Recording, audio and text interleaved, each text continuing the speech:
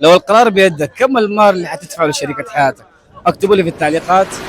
والله يوفقكم. كيف حالك؟ طيب. ايش اسمك؟ يوسف. كم عمرك؟ 17. طيب يا يوسف، لو قررت تتزوج في يوم كم المهر اللي حتدفعه لشريكة حياتك؟ 20. 20 كم؟ 20 مليون. 20 مليون؟ اي والله يوفقك. لو قررت تتزوج في يوم من الايام كم المهر اللي حتحدده لشريكة حياتك؟ 70. 70 كم؟ 70,000. 70,000؟ ما شاء الله تبارك الله. لو قررت تتزوج في يوم كم المهر اللي حتدفعه لشريكة حياتك؟ كم المهر؟ تقريبا 60,000.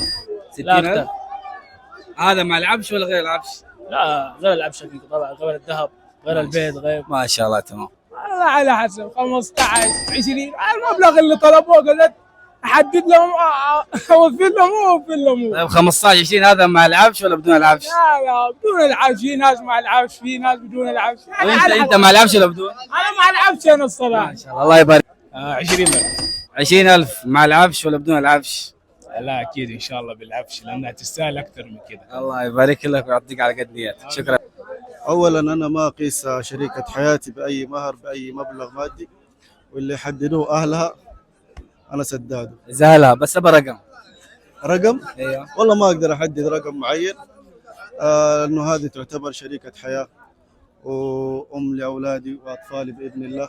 يعني لو قالوا لك 50 حتدفع؟ لو قالوا 100 قلتم. اشهد عليه. حدود نقول 15 كويس. 15 مع العفش ولا بدون العفش؟